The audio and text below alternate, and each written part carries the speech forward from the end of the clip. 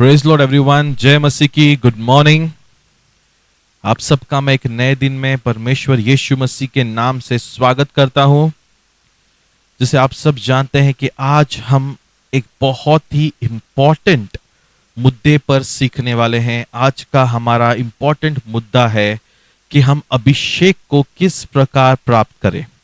तो मैं चाहता हूं कि मेरे सारे भाई बहन इस समय तुरंत अपनी तैयारी करें, सबका ध्यान आज इस वचनों पे लगा रहे।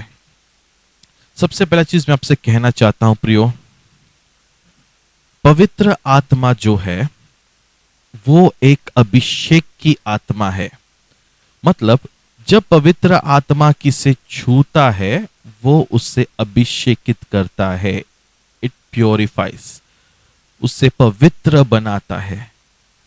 पवित्र आत्मा का ही मतलब है पवित्र जनों पर। अब पवित्र जन यानी क्या है, ध्यान से समझिएगा। वे लोग जो परमेश्वर के नजर में सही है, जो परमेश्वर के नजर में पवित्र है, उन पर उतरने वाली आत्मा का नाम है पवित्र आत्मा।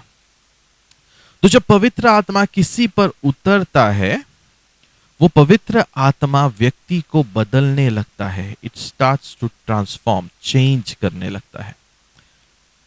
अक्सर हमने देखा है कि जब भी किसी व्यक्ति पर पवित्र आत्मा उतरता है, वो व्यक्ति जो है या तो गिर जाता है, यदि उसके अंदर कोई शैतानी ताकत होगा तो वो शैतानी ताकत बाहर निकलने लगता है, वो व्यक्ति झटपटाने लगता है, तड़पने लगता है।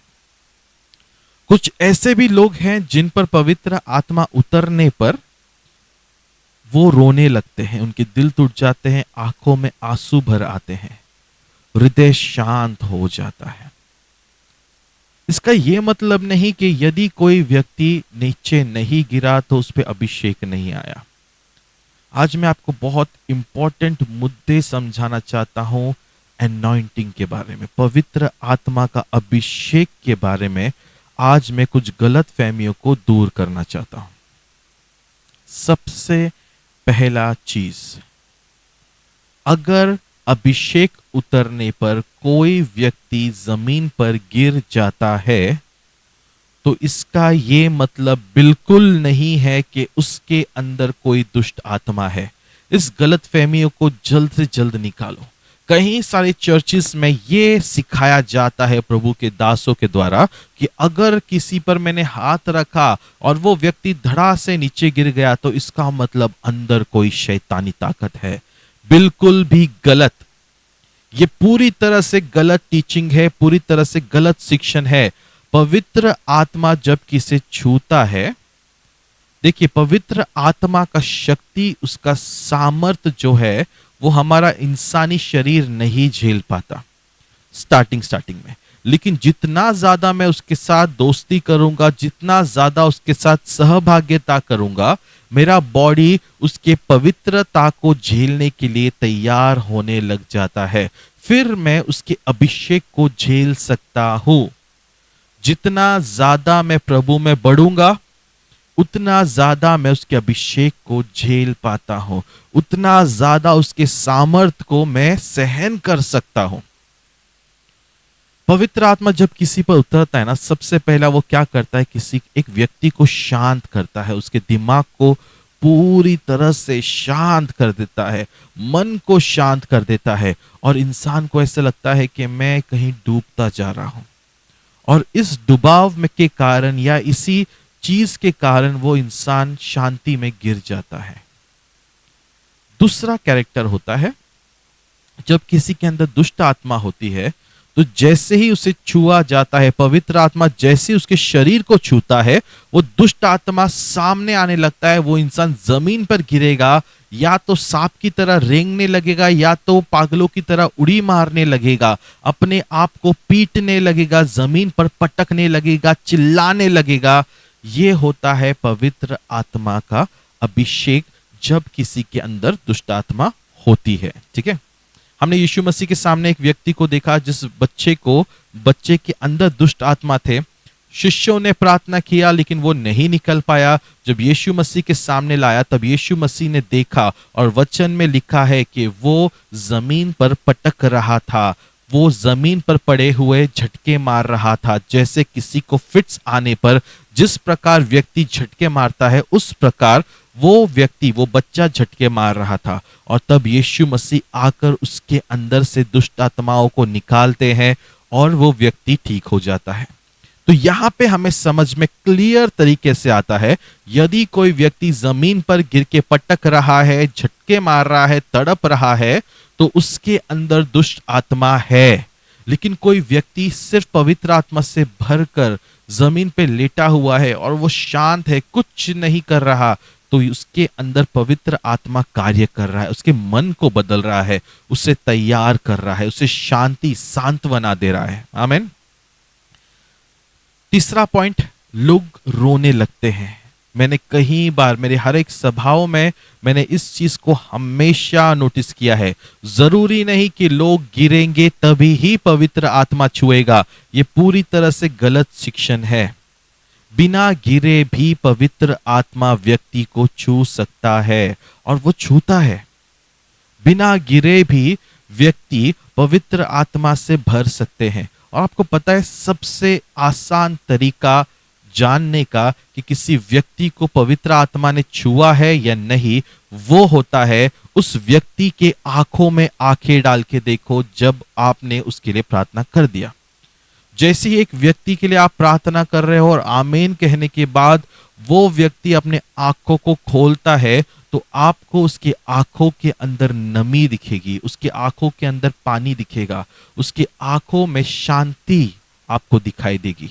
आप उस चीज को देखकर ये जान जाते हो कि पवित्र आत्मा ने छुआ, पवित्र आत्मा ने उससे छू लिया है। आप इस चीज को देखकर तुरंत अंदाजा लगा लेते हो जब उस व्यक्ति को आप देखते हो। कई सारे बार ऐसा होता है कि लोग आते हैं और जब हम दुआ करते हैं वो गिरते नहीं।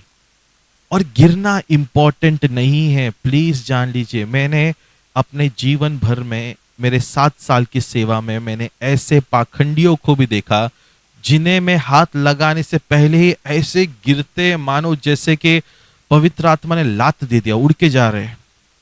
ऐसे गिरेंगे जैसे कि बहुत बड़ा पवित्र आत्मा का अभिषेक उनमें घुस गया। ऐसे चिल्लाने लगेंगे जैसे सर से लेकर पैरों तक आग लग गई हो।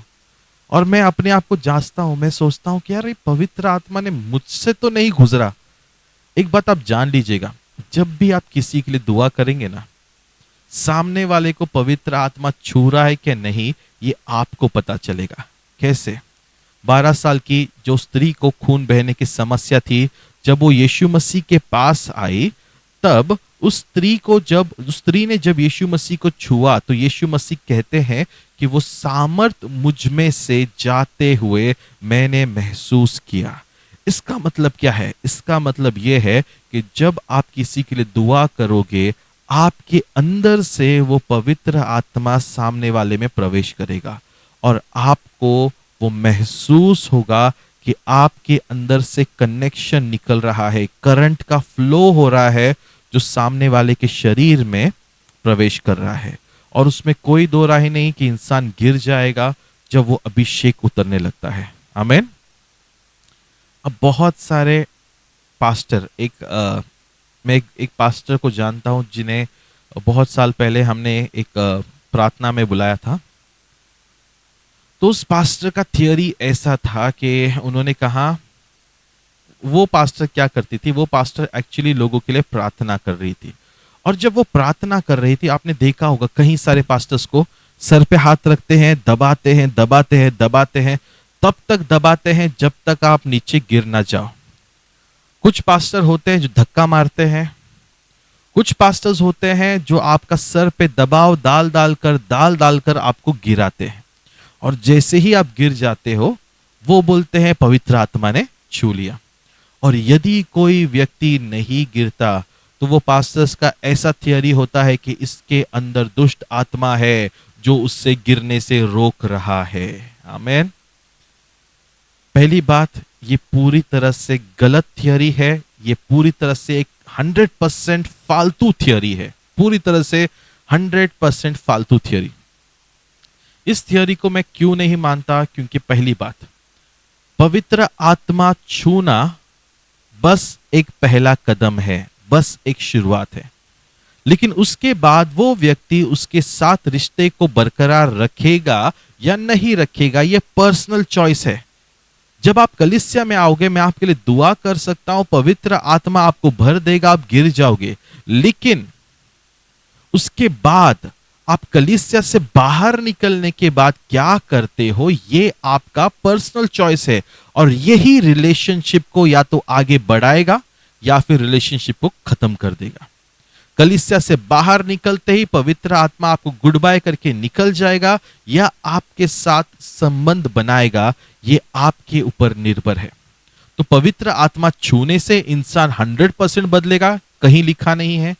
दूसरी बात, पवित्र आत्मा से कोई नहीं गिरा तो वो बदलेगा नहीं, ऐसा कहीं नहीं लिखा हुआ है। सो गिरना नहीं गिरना, that is not important. Important ये है कि क्या आप उसका पर्सनल अनुभव ले रहे हो। कई सारे लोगों को परमेश्वर चंगाई देना चाहता है, इट इज हिज विल, परमेश्वर की इच्छा है। वचन कहता है कि आज भी वो परमेश्वर चंगाई देता है। I am the Lord that healeth thee।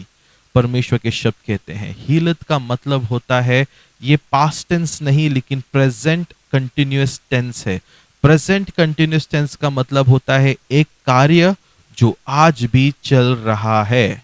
प्रभु कहता है कि मैं वो खुदा हूं जो तुझे चंगाई देता है, चंगाई देने वाला है। कंटिन्यू वो कार्य जिंदगी के अंत तक चलता रहेगा। बट प्रॉब्लम क्या है? प्रॉब्लम ये है कि लोगों को रिसीव करना नहीं आता। प्रॉब्लम ये है कि लोग उस पवित्र आत्मा को ग्रहण करना नहीं जानते।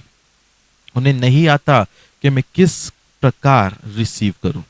तो आज उन सभी लोगों के लिए आज का ये वचन है, 3 ऐसे कदम जिससे आप पवित्र आत्मा को रिसीव कर पाएंगे, पवित्र आत्मा को एब्जॉर्ब कर पाएंगे। और आपको पता है, आप जितना ज्यादा पवित्र आत्मा को एब्जॉर्ब करेंगे उतना ही ज्यादा आप पावरफुल बनेंगे।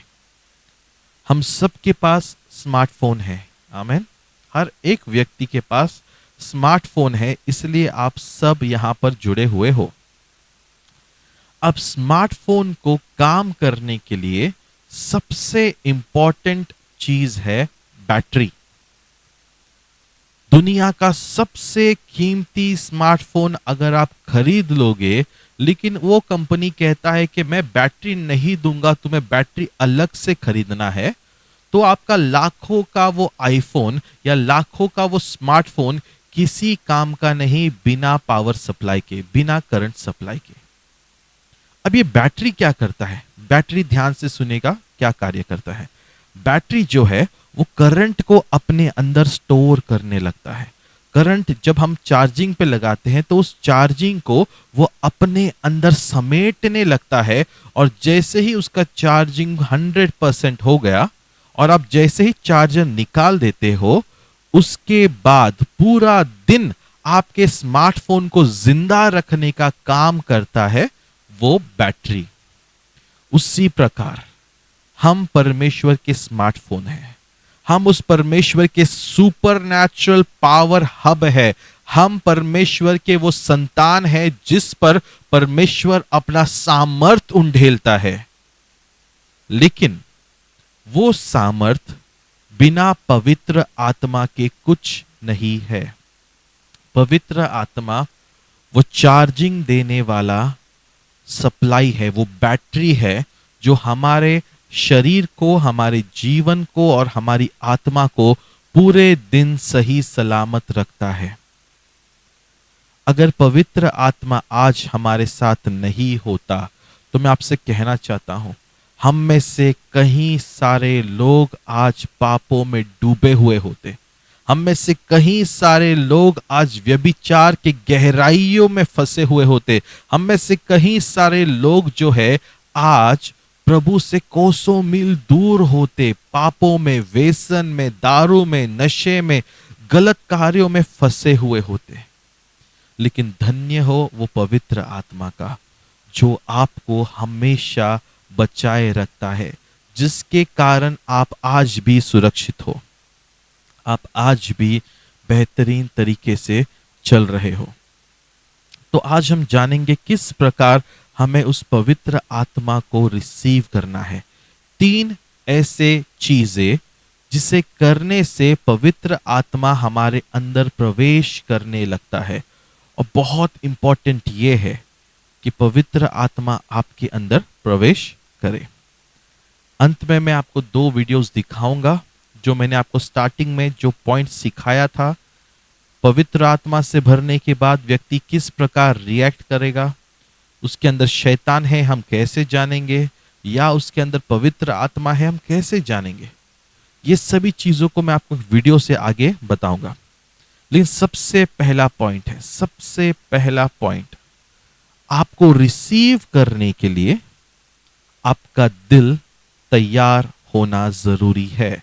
You must have a clean heart.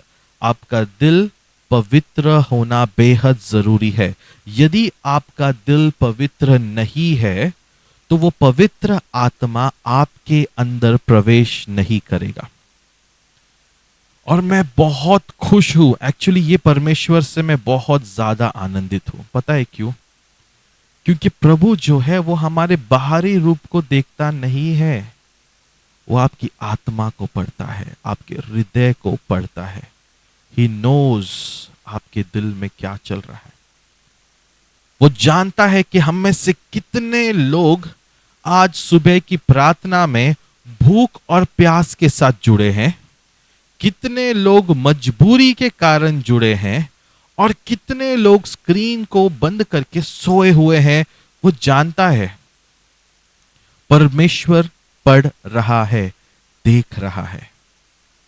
और दुख की बात यह है कि एक ऐसा दिन आएगा प्रियो, जब आप चीखोगे, चिल्लाओगे, पश्चाताप करोगे, प्रभु के सामने गिड़गिड़ाओगे और परमेश्वर कहेगा मैं तुम्हें जानता नहीं। इस खतरनाक शब्दों से बचाव करो, अपने आप को बचा लो। जिस दिन परमेश्वर आपकी ओर देखेगा और कहेगा मैं तुम्हें जानता नहीं, उस दिन ना ही दुनिया का कोई बड़ा दास आपको बचा पाएगा, ना ही दुनिया का कोई बहुत बड़ा व्यक्ति आपको छुड़ा पाएगा। आज हमारे पास समय है, आप क्या कर रहे हो, इट मैटर्स, बहुत ज्यादा मायने रखता है।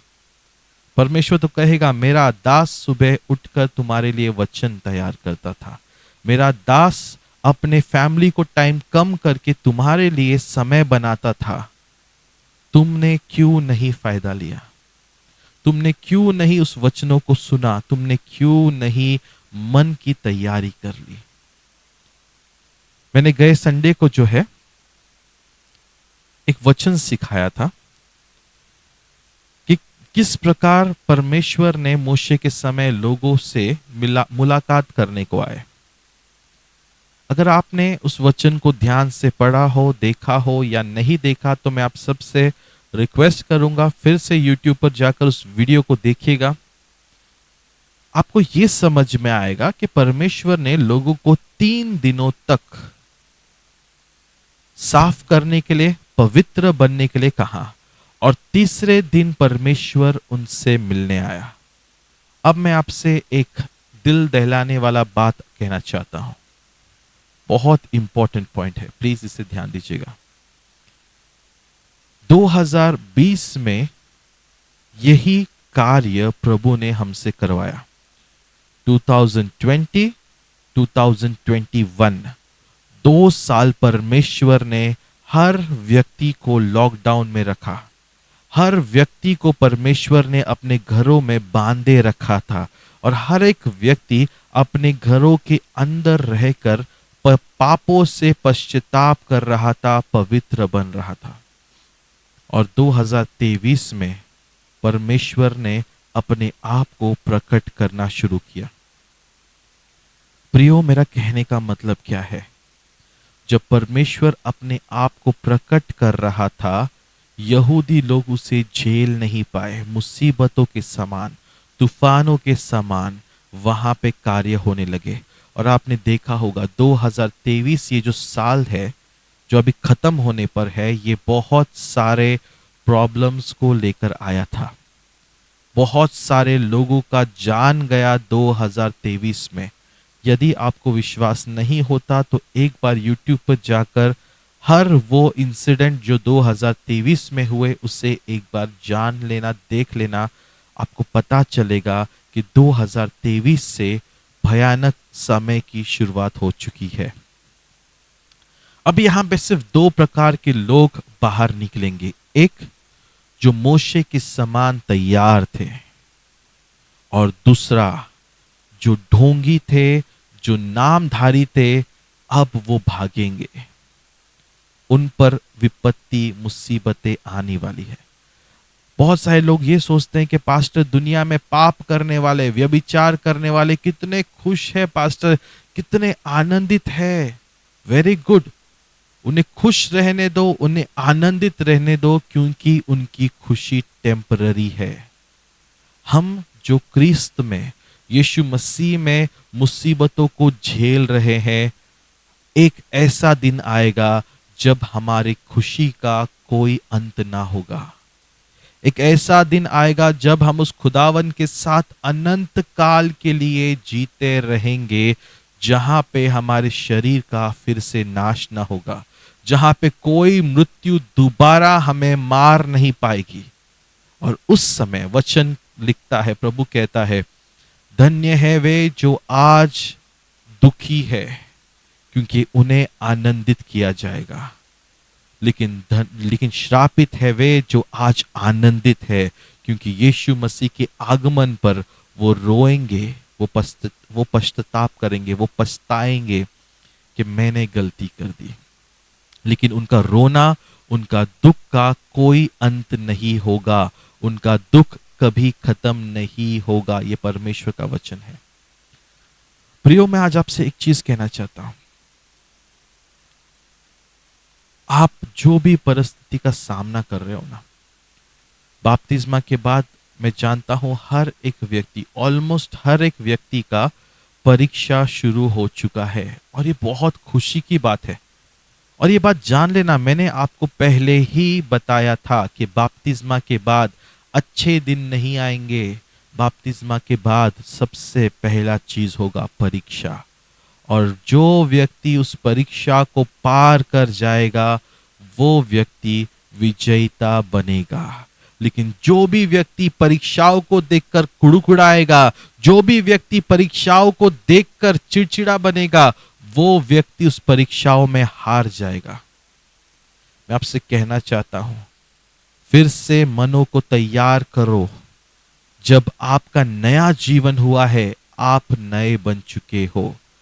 पिछला सब कुछ सोच विचार के साथ खत्म हो चुका है। मैं विश्वास करता हूं जो ऑनलाइन हमारे भाई बहन जुड़े हुए हैं, उसमें से कई सारे लोगों ने बपतिस्मा लिया है। और बपतिस्मा के बाद भी यदि आपके दिलों में कड़वाहट है, पाप है, गंदगी है, व्यभिचार है, पॉलिटिक्स है, चुगली है, लड़ाई झगड़े है, यहां वहां सभी फालतू चीजें आपके हृदय में है, तो जान लेना आप स्वर्ग नहीं जाने वाले। 100% चीज है, आप स्वर्ग नहीं जाने वाले। हम निकालेंगे हिब्रू का 10वां अध्याय और उसका 22वां वचन। रोहित पढ़ेंगे प्लीज, 10वां अध्याय, हिब्रू का 10वां अध्याय और उसका 22वां वचन पढ़ेंगे प्लीज। तो आओ, हम सच्चे मन और पूरे विश्वास के साथ और विवेक का दोष दूर करने के लिए हृदय पर छिड़काव लेकर और देह को शुद्ध जल से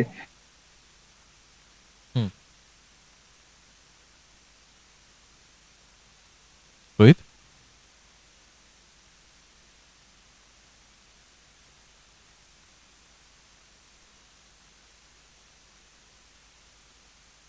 आवाज आ रहा है आप सबको मेरा?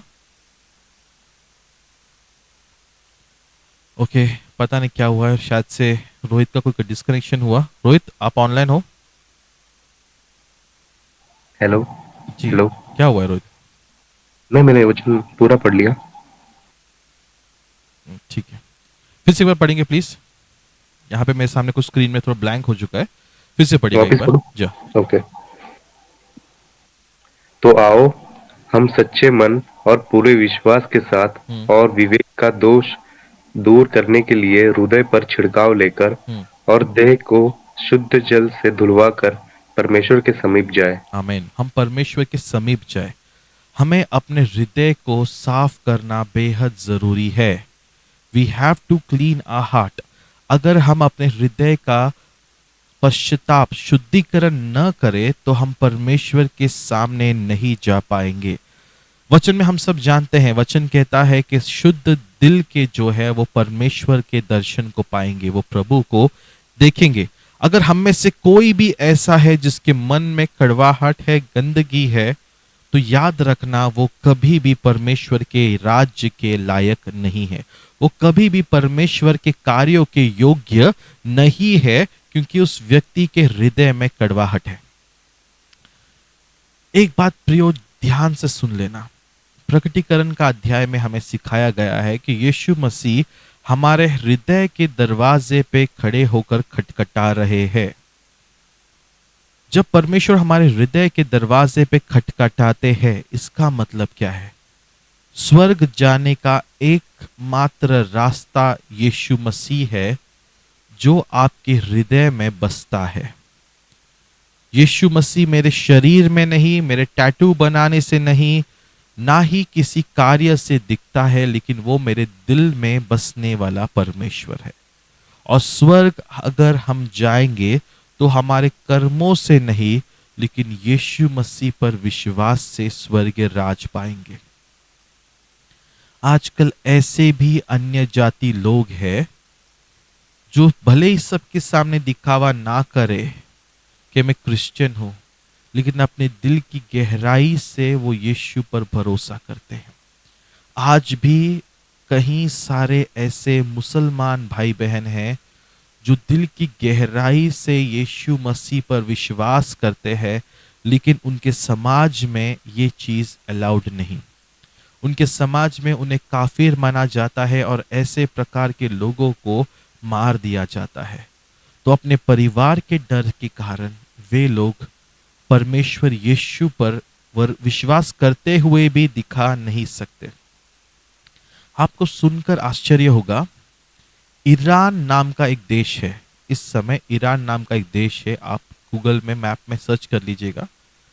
ईरान देश में बहुत तेजी से अंडरग्राउंड क्रिश्चियन समाज बन रहा है, बहुत तेजी से। वहां पे जैसे ड्रग्स को सप्लाई किया जाता है, स्मगल किया जाता है, चोरी छुपके बंदूकें जैसे हम स्मगल करते हैं, उसी प्रकार ईरान में पास्टर्स जो है बाइबल को स्मगल करवा रहे हैं। ईरान में बाइबल का इतना हाई डिमांड हो चुका है कि वहां की सरकार ने तो क्लियर वहां पे फरमान जाहिर कर दिया कि किसी के पास भी अगर बाइबल पाया जाएगा तो उस व्यक्ति को उठाकर जेल में बंद कर दिया जाएगा या फिर गोली मारकर उन्हें मार दिया जाए। ऐसे खतरनाक देश में यीशु मसीह का वचन बहुत तेजी से फैल रहा है, बहुत तेजी से बढ़ रहा है। अंडरग्राउंड में आपको सुनकर बहुत आश्चर्य होगा, हम जो सुबह उठने के लिए रोते हैं ना, सुबह उठने के लिए हम तकलीफ लेते हैं ना, ईरान में रात के 1 बजे चर्च होता है, सीक्रेट तरीके से, गुप्त तरीके से। किसी के घर के बेसमेंट में जाकर लोग आराधना करते हैं रात के 1 बजे। सोचिए कितने भूखे, कितने प्यासे वे लोग हैं। और वहां का एक डॉक्यूमेंट्री आपको हिस्ट्री चैनल पे मिलेगा, जहां पे ये दिखाया गया है कि कितने तेजी से क्रिस्ती समाज ईरान में बढ़ रहा है और सरकार इस चीज को जानने लग गई है और पास्टरों पे क्रैकडाउन शुरू हो चुका है। जो भी पास्टर्स मिल रहे हैं उन सबको उठाकर जेल में डाल दिया जा रहा है, उन्हें बंदी गृह में डाला जा रहा है। लेकिन पास्टर्स भी गुप्त तरीके से अपने आप को छुपाते हुए प्रभु का वचन के प्रचार कर रहे हैं। हम ऐसे समय में हैं जहाँ पे एक जगह है जहाँ पे लोगों को वचन की आज़ादी नहीं, आराधना की आज़ादी नहीं, और वे भूखे और प्यासे हैं। और हम इंडिया जैसे जगह पे रहते हैं जहाँ पे हमें इस समय बहुत सारी आज़ादी है प्रभु के नाम से, और हम उसका फ़ायदा नहीं उठाते। ये फ़र्क है हमारे हृदय का। लेकिन याद रखना, जिस दिन छल और कपट आएगा उस समय आप पछताओगे कि क्यों मैंने परमेश्वर पर विश्वास नहीं किया। जो दुनिया का प्यार है, दुनिया का हर एक चीज, व्यभिचार, हर एक चीज का एक्सपायरी होता है। जब भी आप मार्केट से कोई भी चीज खरीदो, याद रखना उसके ऊपर एक्सपायरी डेट प्रिंट होता है कि इतने दिन तक चलेगा। उसी प्रकार दुनिया का हर एक प्यार, हर एक अट्रैक्शन, हर एक चीजें कुछ दिनों तक चलेगी, और जब उसका एक्सपायरी हो गया तब आप फंस जाओगे। इसलिए अपने हृदय को साफ करो। भजन संहिता का 24 अध्याय और उसका 4 और 5वां वचन पढ़ेंगे। मैं चाहता हूं कि बहन सरोजनी जरा इसे पढ़े। भजन संहिता का 24 अध्याय 4 और 5वां वचन। पहले 4 पढ़ लेंगे, पढ़िए सिस्टर। जिसके काम निर्दोष और हृदय शुद्ध है, जिसने अपने मन को व्यर्थ बात की ओर नहीं लगाया और न कपट से शपथ खाई है। ओके, आमीन। आगे पढ़ते 5वां।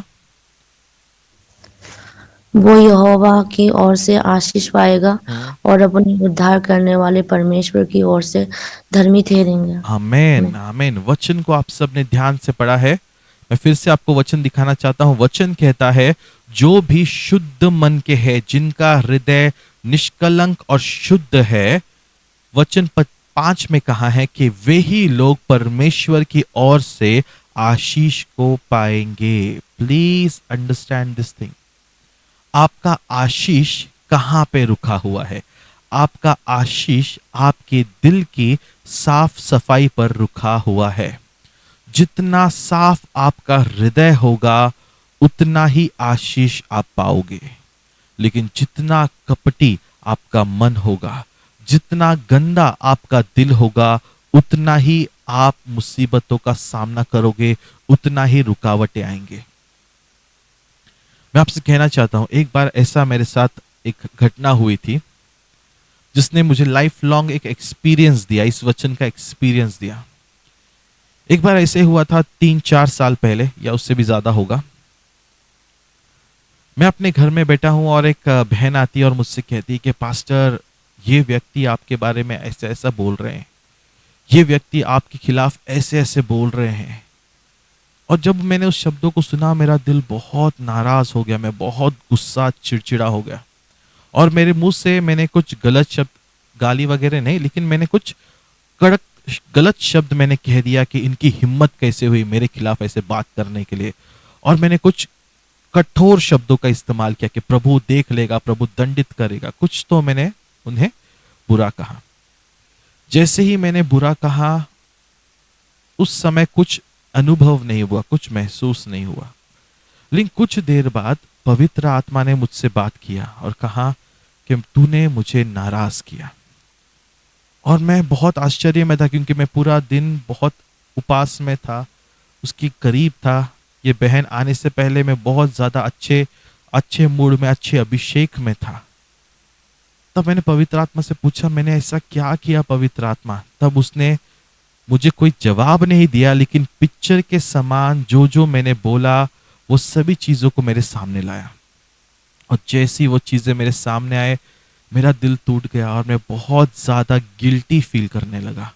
मैं प्रभु से क्षमा मांगने लगा, प्रभु मुझे माफ कर, मैंने बहुत ही गलत काम किया है प्रभु, मैंने बहुत ही गलत चीजों को कहा, प्रभु क्षमा कर। परमेश्वर ने क्षमा कर दिया, लेकिन दिल से वो गिल्ट नहीं जा रहा था, दिल से वो चीज नहीं जा रहा था।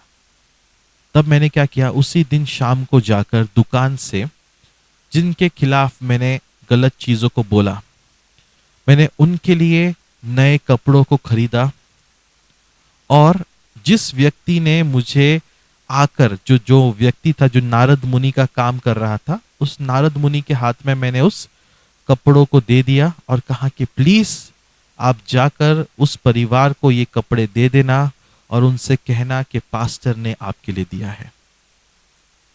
अब आपको पता है मैंने क्या किया? मुझे कुछ दिन बाद समझ में आया कि परमेश्वर ने बुराई को अच्छाई से जितवाने के लिए ये सब कार्य किया। वचन कहता है बुराई को बुराई से मत जीतो, लेकिन बुराई को अच्छाई से जीतो। जो तुम्हारे विरोधी है, जो तुम्हारी निंदा करते थे, उनके लिए प्रार्थना करो, उनके लिए दुआएं मांगो, उनके लिए आशीषों को मांगो, और खुद ब खुद उनका हृदय पिघल जाएगा। और जब जो मेरे खिलाफ बोल रहे थे, उन्हें जैसी वो कपड़ा मिला, वो तुरंत मेरे घर में उस शाम को आए और आकर इतने प्यार से बात करने लगे। हर एक गिले शिकवे सब कुछ मिट गया। कब? जब मैंने वो कार्य को किया। प्रियो, आपके हृदय में कोई भी कचरे को जाने न देना, क्योंकि जिस दिन आपके दिल में कचरा पहुंच गया, आप परमेश्वर से दूर हो जाओगे। अभिषेक आप पर नहीं उतरेगा। अभिषेक सिर्फ उसी व्यक्ति को मिलेगा जो साफ दिल का है, निष्कपट और निष्कलंक, जिसमें कोई स्वार्थ नहीं। अब मैं आपको एक चीज पूछना चाहता हूं आगे बढ़ने से पहले। बहुत सारे लोगों का ये क्वेश्चन होता है, पास्टर मुझे पवित्र आत्मा का दान चाहिए। पास्टर, जैसे आपको भविष्यवाणी का मिला है, जैसे आपको अलग अलग चीजें मिले, मेरे लिए भी प्रार्थना करो पास्टर, मुझे भी चाहिए। मेरा सिर्फ एक ही क्वेश्चन है आप सबसे, जिसे भी वो अभिषेक चाहिए, अपने आप को एक क्वेश्चन आपको पूछना बेहद जरूरी है। उस अभिषेक का मैं क्या करूंगा? अभिषेक तो मिल जाएगा, मांगोगे तो तुम्हें मिलेगा। मिलने के बाद तुम क्या करोगे? मिलने के बाद पास्टर मैं यूट्यूब पे चैनल बनाऊंगा, मैं चर्च को पंजाबी लोगों की तरह धमाकेदार बनाऊंगा, मैं हाथ घुमाऊंगा, लोग गिर जाएंगे, लोगों का चमत्कार होगा, वो सब कुछ यूट्यूब पे डालूंगा पास्टर, और पब्लिसिटी कमाऊंगा। वेरी गुड, पब्लिसिटी जरूर कमाओ, 100% कमाओ, लेकिन स्वर्ग कैसे कमाओगे? यदि तुम्हें अभिषेक दिखावे के लिए चाहिए, यदि तुम्हें अभिषेक तुम्हारे नाम को बड़ा करने के लिए चाहिए, तो एक बात जान लेना, वो अभिषेक तुम्हारे पास नहीं टिकेगा। अभिषेक प्रभु उसी व्यक्ति को देता है जो उस चीज का फायदा करना जानता है, इस्तेमाल करना जानता है। और फायदा और इस्तेमाल क्या है? केवल एक चीज, लोगों को परमेश्वर का राज्य में लाना, लोगों को प्रभु का ताकत दिखाना, लोगों को परमेश्वर का सामर्थ का अनुभव करवाना। यही वो अभिषेक का कार्य है। इसके अलावा सब कुछ व्यर्थ है। अब आगे बढ़ते हैं। सेकंड पॉइंट, पहला पॉइंट हमने देखा, हृदय को साफ रखो, दिल को एकदम शुद्ध रखो, तब खुद ब खुद अभिषेक आपके जीवन में प्रवेश करने की तैयारी होगी। दूसरा पॉइंट है सरेंडर। अब इस पॉइंट में थोड़ा सा आपका समय लेना चाहता हूं। याकूब का 4 अध्याय 7वां वचन, भाई रोहित पढ़िए। याकूब का 7वां अध्याय 4 अध्याय 7वां वचन प्लीज पढ़िएगा। इसलिए परमेश्वर के अधीन हो जाओ और शैतान का सामना करो, तो वह तुम्हारे पास से भाग निकलेगा। आमीन। कंडीशन देखो, शैतान को भगाना है। हम सब बोलते हैं शैतान हारा हुआ, सबने गाना गाया है ना, मेरा यीशु विजय हुआ। जरूर शैतान हारेगा, लेकिन कब? जब आप पहला कंडीशन को पूरा करोगे, और वो कंडीशन ये है कि आपको अपने आप को प्रभु के हाथों में समर्पण करना है। Surrender, surrender is the key. अपने आप को परमेश्वर के हाथों में सरेंडर करो। अब सरेंडर का मतलब मैं आपको समझाना चाहता हूं, ध्यान से सुनिएगा। आराधना मतलब सरेंडर है। जब भी हम आराधना करते हैं तो हम सरेंडर करते हैं। आपने अक्सर देखा होगा कि युद्ध के समय में जो भी सैनिक, जब वो सोचता है कि मैं अब लड़ नहीं पाऊंगा, तो वो एक सफेद कपड़े को या सफेद झंडे को हिलाने लगता है। पता होगा आप सबको। जब वो सफेद झंडे को हिलाता है, इसका मतलब ये होता है कि मैं तेरे ताकत के सामने अपने आप को समर्पण कर रहा हूं। I can not fight you, मैं तुझसे लड़ नहीं सकता, मैं सरेंडर कर रहा हूं। अब सरेंडर करने के बाद मेरा बचना या मेरा मरना मेरे सामने वाले व्यक्ति के हाथ में है। जो वो करेगा वो होगा। वो अगर मुझे बख्शना चाहे, बंदी बनाकर रखना चाहे तो बंदी बनाकर रखेगा, या फिर वो मुझे गोली से मार देना चाहे तो वो मार देगा। इससे कहते हैं सरेंडर। और जब भी हम सरेंडर के वीडियोस को या फोटो को आप जब गूगल में सर्च मारोगे, आपको सबसे पहला एक ही चीज दिखाई देगा कि लोग जो है जब सरेंडर करते हैं वो हमेशा घुटनों पर आते हैं, घुटनों पर आकर सरेंडर होता है। अब सरेंडर का दो भाग होता है, ध्यान से समझिएगा इस चीज को, बहुत इंपॉर्टेंट है। पहला पॉइंट है नम्र बनना। जब मैं सरेंडर करता हूं मैं नम्र बनता हूं, मैं दीन, मैं नम्र बनता हूं।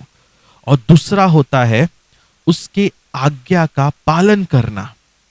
मान लीजिए मैंने झंडा दिखा के समर्पण कर लिया और सामने वाला कहता है उठ, तेरे को जान से बख्श दिया, अब तू मेरा बंदी है, मेरे घर चल, ये काम कर।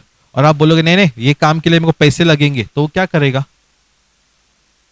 आपके एटीट्यूड देख के आपके मुंह पे लात मारेगा, उड़ उड़ के लात मारेगा आपको स्पाइडरमैन की तरह, क्योंकि आप जो है नम्र नहीं हो रहे हो। याकूब का 4 अध्याय 10वां वचन पढ़ेंगे। याकूब का 4 अध्याय और उसका 10वां वचन प्लीज पढ़िए रोहित। प्रभु के सामने दीन बनो और तो वह तुम्हें शिरोमणि बनाएगा। आमीन। परमेश्वर के सामने दीन बनो और वो तुम्हें शिरोमणि का मतलब होता है ऊंचे स्थानों पर ले जाएगा, आशीषित करेगा। नम्र बनने का मतलब है मुझे प्रभु के सामने अपने आप को सरेंडर करना है। प्रभु तू ही महान है, तू सर्वशक्तिमान है प्रभु, तेरे जैसा कोई और नहीं, इसे जान लेना, सरेंडर करना। आपको पता है मैं जब भी प्रार्थना करता हूं, अगर आपने प्रार्थना सुनी हो सुबह की, शुरुआत में हमेशा मैं एक चीज कहता हूं, प्रभु मैं हम सब के हर एक परिस्थिति को, हर एक खुशियों को, हर एक चीजों को समर्पण करता हूं। I surrender. सरेंडर का मतलब यह है प्रभु मेरा कुछ भी नहीं, मैं खाली हाथ आया था और खाली हाथ ही जाने वाला हूं। इस बीच मेरे पास जो कुछ भी है ये सब कुछ तूने दिया है और ये सब कुछ तू संभालेगा। आपको पता है बेस्ट चीज जिससे आप शैतान से लड़ सकते हो वो है सरेंडर। जब आप यीशु मसीह के हाथों में समर्पण कर देते हो, सरेंडर कर देते हो आपकी चीजों को, वो संभालता है। अपने परिवार को हर एक दिन उठने के बाद परमेश्वर के हाथ में समर्पण कर दो, सरेंडर कर दो। प्रभु ये सब तेरे हैं, तू संभाल, और परमेश्वर संभालेगा। उसकी अद्भुत उपस्थिति वो स्वर्ग से आजाद करेगा और आपके लोगों को संभालेगा। लेकिन मुश्किल ये होता है कि हमें पता ही नहीं सरेंडर क्या क्या करना है। आपका तन, आपका मन, आपका धन, आपका हर एक सोच विचार, आपका उठना बैठना, हर एक कामों को सरेंडर करो। प्रभु तेरी इच्छा और तेरी योजना पूरा कर। और ये जो शब्द मैंने आपसे कहा ना, तेरी इच्छा और तेरी योजना पूरा कर, इसे जबान से मत बोलो, ढोंगियों के समान जबान से मत बोलो, प्रभु प्रभु जबान से मत करो। दिल की गहराई से सिर्फ एक बार इस वचन को बोलकर देखो, आप खुद ब खुद नम्र बनोगे। ऐसे लाखों लोग हैं जो कहते हैं प्रभु तेरी इच्छा पूरी कर, लेकिन नम्र होते ही नहीं। घमंडीपन में अपने ही चीजों को करते जाएंगे, अपने ही मेरा ही घोड़ा आगे, मेरा घोड़ा ही घोड़ा, बाकी सबके पास गधा है, ये मानकर चलते हैं। और ऐसे व्यक्ति अपने आप को खड्डे में गिराते हैं। सरेंडर करना सीखो। जब आप सरेंडर करोगे, उसका सेकंड पॉइंट है आज्ञा पालन करोगे। और जो कोई भी आज्ञा पालन करता है वो एक ईमानदार विश्वास योग्य दास बनता है। आपने एक नौकर को काम पे रखा, मान लीजिए आपने शांताबाई को अपने घर में काम पे रखा और शांताबाई को आपने बोला कि भाई ये काम कर, लेकिन शांताबाई बोलती देखो अपना बात हुआ था ये काम करने का, आप लोग 5 लोग हैं, 5 लोग का 10 बर्तन होना चाहिए, लेकिन ये बर्तन 20 है, ये बर्तन का एक्स्ट्रा चार्ज लगेगा। तो आप क्या करोगे?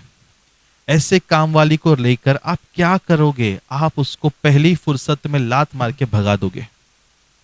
उसी ही प्रकार जैसे आप इस प्रकार के लोगों को अपने से दूर कर दोगे, उसी प्रकार परमेश्वर आपके साथ भी सेम चीज करेगा। यदि आप नम्र नहीं बनो और यदि आप आज्ञा पालन नहीं करोगे, तो परमेश्वर जो है आपके अंदर कार्य नहीं कर पाएगा, आपको वो पवित्र आत्मा नहीं दे पाएगा।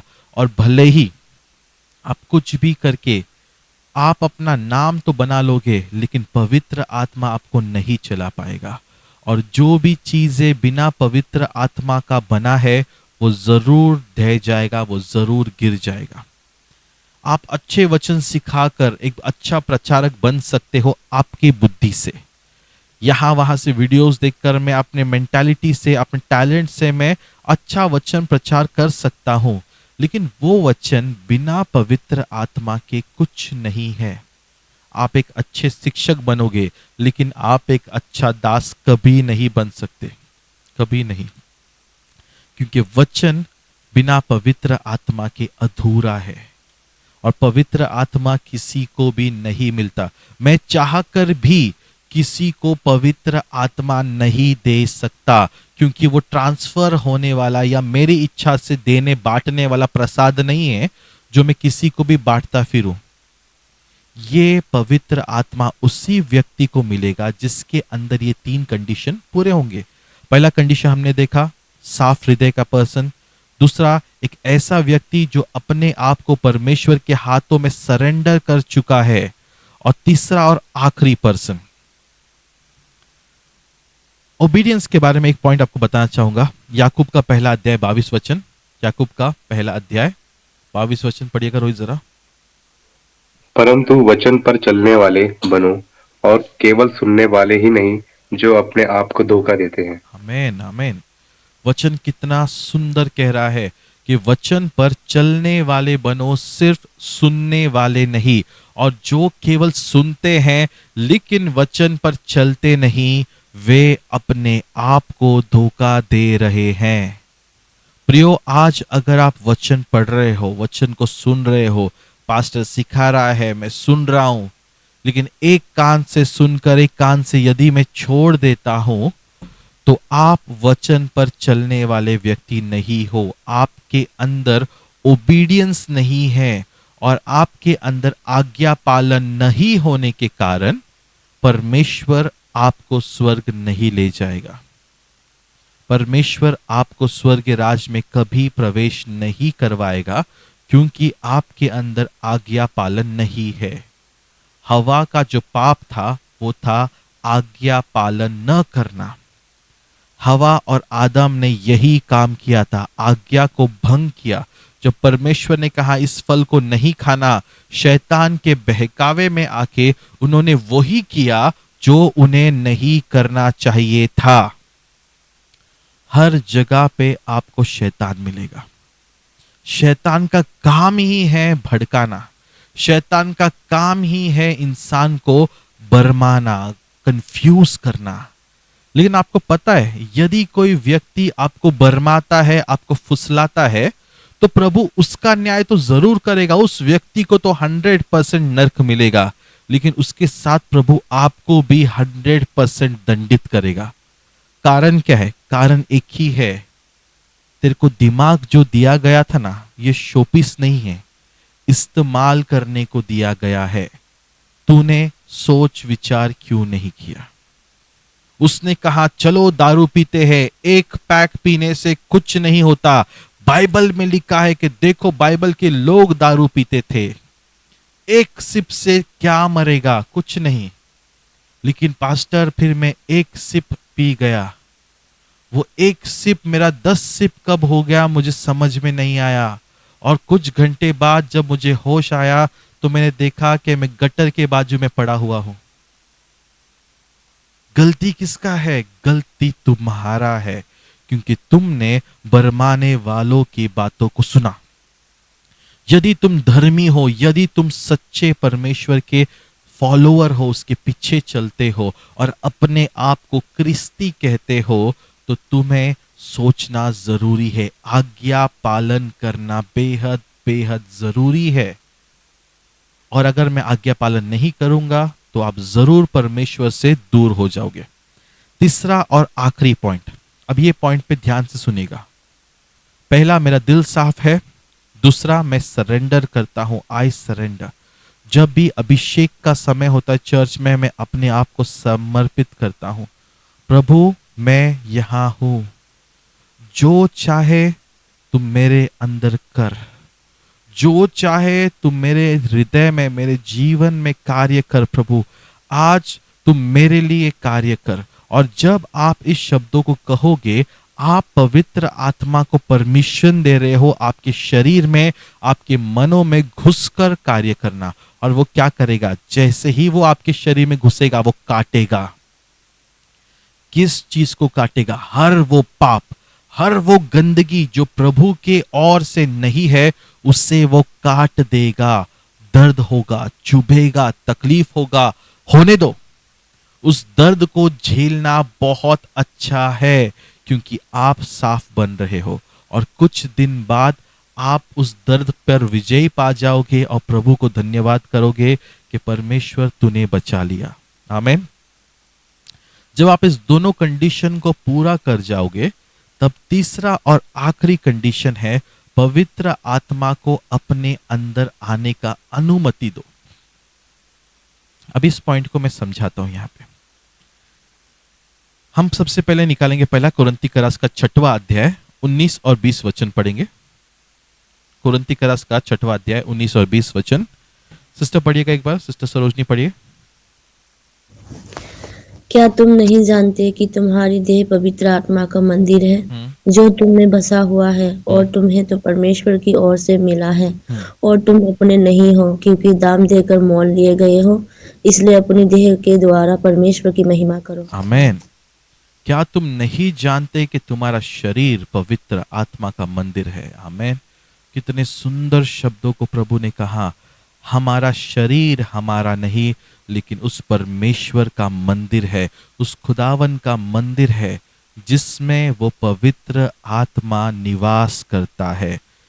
भाइयों और बहनों, आपके अंदर आज कौन जी रहा है?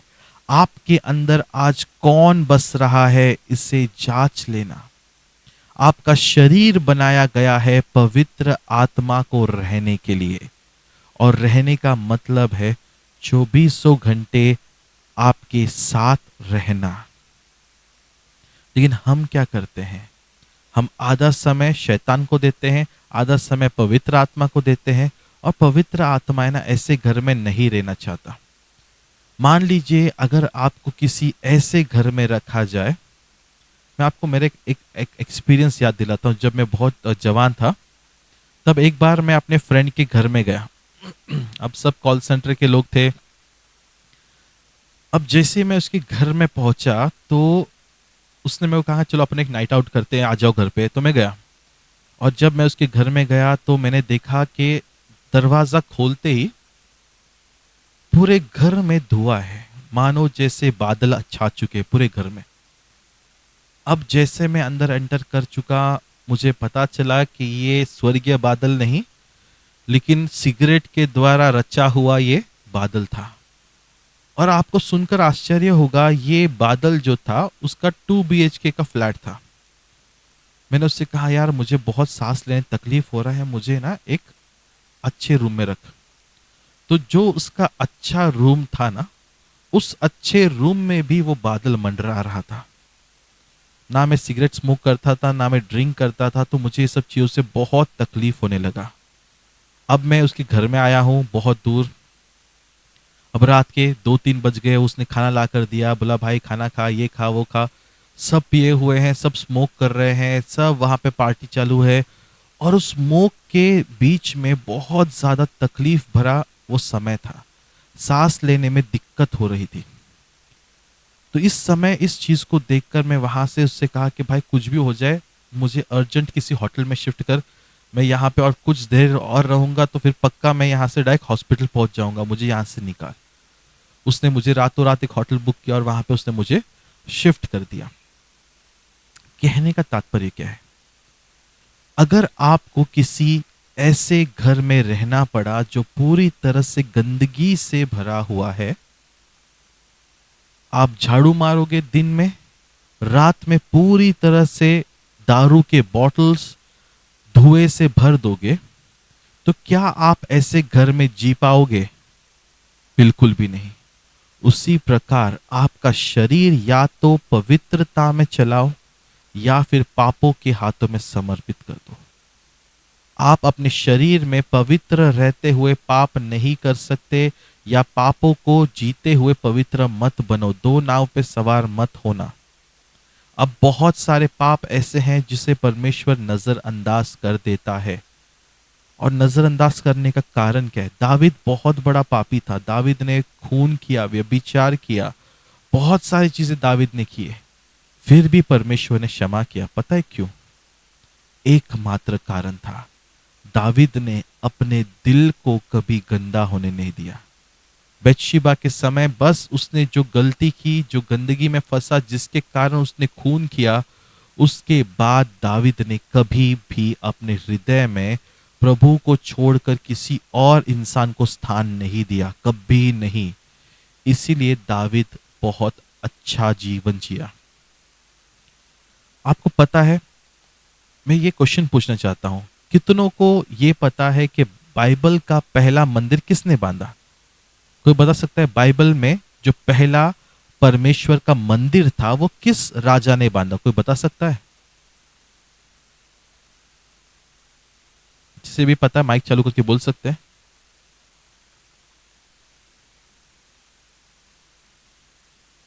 बाइबल का पहला मंदिर जो है, जो बांधा गया था, कौन से राजा ने बांधा? कोई बता सकता है इस चीज को?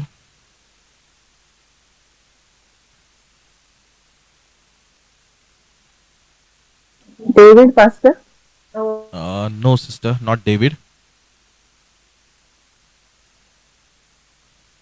डेविड से जुड़ा हुआ ही व्यक्ति था। चलो मैं आपको बता देता हूं। सोलोमन जो दावीद का बेटा था, उसने परमेश्वर का सबसे पहला मंदिर, सबसे पहला यरूशलेम में सबसे बड़ा मंदिर बांधा था सोलोमन ने। सभी को यह बात पता होनी जरूरी है। मेजॉरिटी क्रिश्चियंस को यह बात पता होता है कि दावीद का बेटा सोलोमन ने मंदिर बांधा, लेकिन बहुत कम को यह बात पता है कि मंदिर बांधने के लिए हर एक अरेंजमेंट्स दावीद मरने से पहले कर कर गया था। दावीद की इच्छा थी कि परमेश्वर मुझे तेरे लिए मंदिर बांधना है, भवन बांधना है, और दावीद से परमेश्वर कहता है कि नहीं, तू नहीं, लेकिन तेरा बेटा मेरे लिए भवन बांधेगा। और तब दावीद अपने दिल में कहता है कि मेरा बेटा सोलोमन बहुत ही छोटा है, बहुत ही मासूम है, उससे ये सब चीज नहीं समझ में आएगी, लेकिन परमेश्वर की योजना है कि सोलोमन मेरे लिए मंदिर बांधेगा, लेकिन मैं एक पिता का फर्ज अदा करूंगा। और उसने मरने से पहले मंदिर को लगने वाले हर एक चीजों का पुरोठा करके सोलोमन को तैयारी करवा कर वो मर गया। प्रियो, आपसे कहने का एक ही बात है, आप आज अपने शरीर में किसे स्थान दे रहे हो, बहुत इंपॉर्टेंट है। अलाउ करो, पवित्र आत्मा को आपके जीवन में कार्य करने का अनुमति दो, उससे दूर मत भागो, क्योंकि जितना आप पवित्र आत्मा से दूर भागोगे उतना ही बुराई में फंसते जाओगे, और हर पापों का एक दिन घड़ा भर जाता है। हर पाप जो भी अंधकार में है, एक दिन जरूर वो सबके सामने आएगा। इसलिए उस समय तक का इंतजार मत करो, आज पश्चाताप करो। जब भी हम चर्च में अनॉइंटिंग होता है ना, तो बहुत लोगों को पवित्र आत्मा छूता है, लेकिन लोग है ना अपने आप को कंट्रोल करते हैं, गिरने से बचाते। वो ऐसा करते नहीं नहीं मुझे लड़ना है, I have to fight, I have to fight. वो रेसिस्ट करते हैं पवित्र आत्मा को अपने अंदर घुसने से, और ये रेसिस्टेंस आपके अंदर पवित्र आत्मा को कार्य करने से रोकता है। आप पवित्र आत्मा को अलाउ नहीं कर रहे हो अपने अंदर कार्य करने के लिए। अब मैं आपको कुछ वीडियोस दिखाना चाहता हूं इसी टॉपिक से जुड़ा हुआ। ध्यान से एक बार इस वीडियो को देखेंगे। इस पास्टर का जरा आप ट्रिक को देखिएगा। मैं चाहता हूं आप सबका फोकस जो है उनके पैर पे जाए, जरा देखिएगा। ये पास्टर अभी प्रार्थना कर रहा है लोगों के लिए और लोग गिरेंगे, ठीक है, लेकिन गिराने का टेक्निक जरा आप देखिएगा। वो सर पे हाथ रख के धक्का नहीं मार रहा है, परमेश्वर को महिमा मिले, लेकिन नया टेक्निक उसने लाया। अभी ध्यान से टेक्निक उसके पैर पर, उस लड़की के पैर पर उसने अपने पैर को रखा, जरा ध्यान से देखिएगा। देखा आपने? एक बार जरा पैर पे ध्यान दीजिएगा और एक बार उसके हाथों को जरा ध्यान दीजिएगा। देखिए, पैर से उसने उसके पैर को दबा लिया, हाथों से उससे पीछे ढकल रहा है, और जरा सा आगे जब उसके हाथ को रिलीज करता है तो एक बार देखिएगा। देखा आपने? झटका देकर उसे गिरा दिया। अभी नेक्स्ट, बहुत सिंपल और बेतुका टेक्निक है। मैं ऐसे चीजों के सख्त खिलाफ हूं। जैसे मैंने आपको स्टार्टिंग में ही कहा, इंसान गिरना जरूरी नहीं है, लेकिन इस प्रकार की चीजों को करना ये प्रभु के राज के लिए बेहद गलत है। इस प्रकार से हम लोगों को भरमा रहे हैं। ये टेक्निक्स लगाकर हम प्रभु की महिमा नहीं कर रहे हैं। लॉजिकल बात है, अगर मैं किसी के पैर पर अपना पैर रख दूं तो वो इंसान पीछे नहीं हिल पाएगा, और वो पीछे नहीं हिल पाने के कारण उसके पास कोई ऑप्शन नहीं, जब वो गिरेगा ही पीछे की तरफ गिर जाएगा।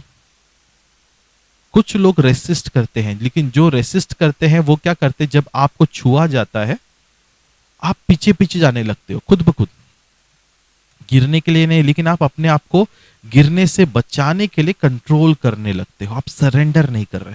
इसमें हमारा कोई नुकसान नहीं है, नुकसान आपका है, क्योंकि आप पवित्र आत्मा को अलाउ नहीं कर रहे कार्य करने के लिए। आपको ये लगता है कि मैं गिर जाऊंगा, चोट लगेगा, ये होगा, वो होगा।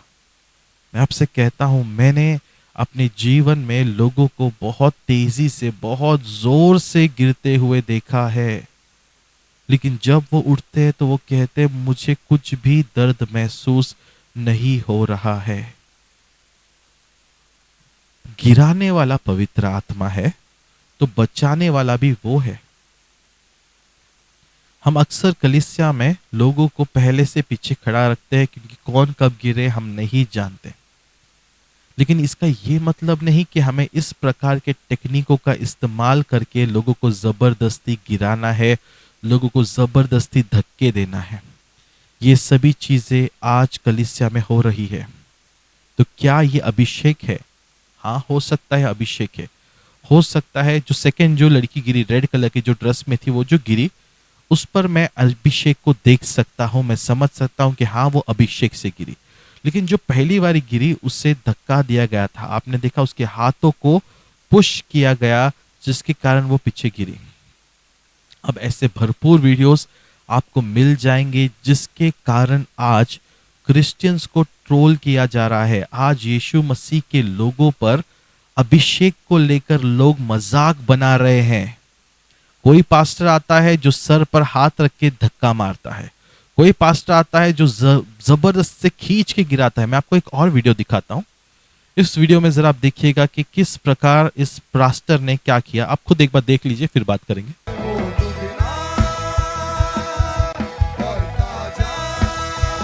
फिर से स्टार्टिंग से देखिएगा एक बार। आपने देखा पास्टर ने किस प्रकार उस बहन को सर से दबोचकर जबरदस्ती गिरा दिया। अब गिराने के बाद, जैसे मैंने आपको कल बताया था एक पास्टर के बारे में जो अभिषेक में नीचे गिरता, तो ये वही वीडियो है जो खुशनसीबी से हमें मिल गया। जरा आप आगे का आप खुद देखिए, फिर आगे बात करेंगे।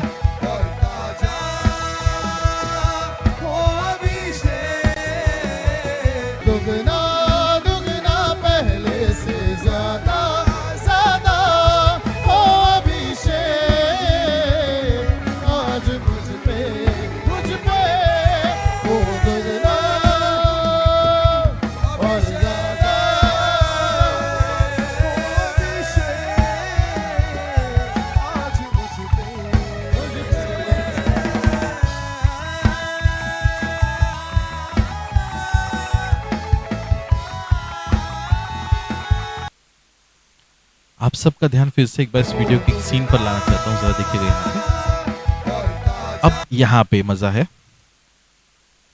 पास्टर कैमरा को हाथ दिखाता है और कैमरा पे अभिषेक आजाद करता है और खुद गिर जाता है। और गिरने से पहले अगर यदि आपने देखा हो ध्यान से, वो पीछे देखा, पीछे के चीजों का जजमेंट लेकर फिर नीचे गिरा। ठीक है, अब मुद्दे की बात पे आते हैं। मैं जानता हूं कि आप सभी धर्मी हो, आप सभी प्रभु के बच्चे हो, आप सभी लोगों ने उसकी उपस्थिति का अनुभव किया है, वो एनॉइंटिंग का आप सब ने अनुभव किया है। आमीन। अपने आप को पूछकर देखो कि आप में से कौन ऐसे जमीन पर गिरकर तड़प रहा था, ऐसे पटक रहा था अपने शरीर को। और नोट दिस पॉइंट कि ये जो हो रहा है, ये एक परमेश्वर का दास के ऊपर हो रहा है। मैंने आपको स्टार्टिंग में ही कह दिया था, जो तड़पता है, झटपटाता है, पटकता है, वो शैतानी ताकतें होती है। फिर से मैं आपको बता दूं, पास्टर ने कैमरा की ओर हाथ घुमाया, कैमरा में से अभिषेक निकला। सोचो, कैमरा के लोग जो देख रहे थे वो पास्टर से ज्यादा अभिषेकित थे, और वो उनका अभिषेक पास्टर को लगा और पास्टर जमीन पर गिरा। आपको बेनिहिन पास्टर, दुनिया का नंबर 1 एनॉइंटेड प्रभु का दास, जो पवित्र आत्मा के अभिषेक में हर एक दिन चलता है, आप उनके वीडियोस को भी आप देख सकते हो। पास्टर बेनिहिन भी अभिषेक में गिरे हैं। मुझे भी कई बार चर्च में जब पवित्र आत्मा का उपस्थिति आता है, मैं भी अपने आप को कमजोर महसूस करता हूं और खड़े नहीं रह पाता, तो उस समय मैं घुटने पर आ जाता हूं। पास्टर बेनिहिन भी जोरदार तरीके से जमीन पर गिरे हैं, लेकिन वो कभी झटपटाए नहीं, वो कभी तड़पे नहीं। पवित्र आत्मा का अभिषेक जो होता है वो आपको शांति से भरता है, यदि कंडीशन अप्लाई आपके अंदर दुष्ट आत्मा नहीं है, सिंपल। लेकिन यदि आपके अंदर दुष्ट आत्मा है तो आप जानते हो कि कौन तड़प रहा है। और आपने देखा इस पास्टर के फॉलोअर्स कितने हैं, उनके चर्च में कितने सारे लोग आ रहे हैं। और लोगों का आने का कारण क्या है? ये वो मासूम बिना पढ़े लिखे हुए लोग हैं जो इस प्रकार के ड्रामे को, फेक एक्टिंग्स को देखकर प्रभु की महिमा कर रहे हैं। परमेश्वर को झूठी महिमा नहीं चाहिए, प्रभु को झूठी गवाही नहीं चाहिए। मैं आपसे कहता हूं, ध्यान से सुनिएगा, पवित्र आत्मा आपके अंदर जी रहा है, उससे दोस्ती करो, वो आपको वचनों में बढ़ाएगा, वो आपको सही रास्तों पे चलाएगा। ऐसे कलीसिया में जाकर जमीन पे गिरना, पटकना, चिल्लाना, पुकारना, इस सब चीज में प्रभु की कोई महिमा नहीं होती है, प्लीज जान लेना। लेकिन लोग जो है आदत से मजबूर है। ऐसे ढोंगी कपटी प्रकार के प्रभु के दासों को देखकर वो ये सोचते कि बहुत अभिषेक है। अगर आपको सच्चा अभिषेक जानना है तो कभी जरूर प्रभु से दुआ करो, नासिक में आओ। ऐसा समय आप जानोगे, आप खुद कहोगे कि पास्टर ये प्रभु का अभिषेक है, ये प्रभु का सामर्थ है। मैं जानता हूं कौन एक्टिंग करता है और किस पर सच्चा अभिषेक उतरता है। और जो एक्टिंग करता है मैं उन्हें कभी प्रोत्साहित नहीं करता, एंटरटेन नहीं करता। लेकिन जिन पर सच में अभिषेक उतरता है, वो अभिषेक खुद बात करता है, वो अभिषेक खुद जवाब देता है। प्रियो, मैं चाहता हूं कि आज का जो वचन है, मैं विश्वास करता हूं कि आप सबको समझ में आया है। इस वचन की गहराई को आप समझ चुके हो। 3 चीजें करना बेहद जरूरी है अभिषेक को पाने के लिए। पहले अपना दिल साफ करो, दूसरा चीज जो है सरेंडर करो, परमेश्वर के पास पूरी तरह से समर्पण करो, और तीसरा चीज है पवित्र आत्मा को अलाउ करो। ये मत सोचो मैं गिर जाऊंगा, अरे जब हम पवित्र आत्मा में बढ़ते थे ना, हम तड़पते थे कि प्रभु तू कब छुएगा। हम रोते थे और वो परमेश्वर हमारे दिलों को छूता, वो हमारे अंदर प्रवेश करता, और उसी अनुमति के कारण आज हमारे दिल को पवित्र आत्मा बदल चुका है। मैं ये नहीं कहता कि हम परफेक्ट हो चुके हैं, बिल्कुल नहीं, वी आर नॉट परफेक्ट। हम इंसान हैं, हम कभी परफेक्ट नहीं हो सकते, लेकिन प्रभु को महिमा मिले, हम वो नहीं, मैं वो नहीं जो मैं पहले था। मैं प्रभु को धन्यवाद करता हूं कि उसने एक पापी मनुष्य को अपने लहू से धोकर शुद्ध किया और एक नया जीवन दिया, और मैं इस नए जीवन के लिए परमेश्वर का बेहद आभारी हूं, बेहद। अगर वो ना होता तो आज सनी नहीं होता, सनी कब का खत्म हो चुका होता, लेकिन उस परमेश्वर ने एक नया जीवन दिया। प्रियो, मैं आपसे कहना चाहता हूं, मैं आप सबको उत्साहित करना चाहता हूं। आज आपका परिस्थिति कितना भी भयंकर हो, कितना भी बुरा हो सकता है कि आज आपको मार्ग नहीं दिख रहा, आपको कोई रास्ता नहीं दिख रहा। मैं आपसे कहना चाहता हूं, अपने दिलों को तैयार करो, साफ करो, पश्चाताप करो, प्रभु को समर्पण करो, सरेंडर एवरीथिंग, हर एक चीज समर्पण करो और पवित्र आत्मा को मांगो। और मैं आपसे कहता हूं, आने वाले महीनों में आप बदलने लगोगे। उस परिस्थितियों से बाहर परमेश्वर निकालने शुरुआत करेगा। हमने आज वचन में पढ़ा, प्रभु किसको आशीषित करेगा? प्रभु उसी को आशीषित करेगा जिसका मन शुद्ध है। अगर आप चाहते हो 2024 में आशीषित होना है, तो 2023 के आज दिसंबर के 13 तारीख से ही हमें पश्चाताप करने की शुरुआत करनी होगी। हमें पवित्र आत्मा को मांगने का शुरुआत करना होगा। और एक बात जान लेना, जितने भी लोगों को पापों पर विजय पाना, एक छोटा सा मैं आपको एक चीज बोलना चाहता हूं, प्रभु से मांगो पवित्र आत्मा, और जैसा पवित्र आत्मा आपके अंदर प्रवेश करना शुरू करेगा, आप खुद ब खुद अपने पापों पर विजय पाओगे। बिना पवित्र आत्मा के हम विजय नहीं पा सकते, बिना पवित्र आत्मा के हम आगे बढ़ नहीं सकते। इसे प्लीज याद रखना। मैं कोशिश करूंगा कि मैं पाप न करूं, लेकिन मैं फिर से पापों में गिरूंगा।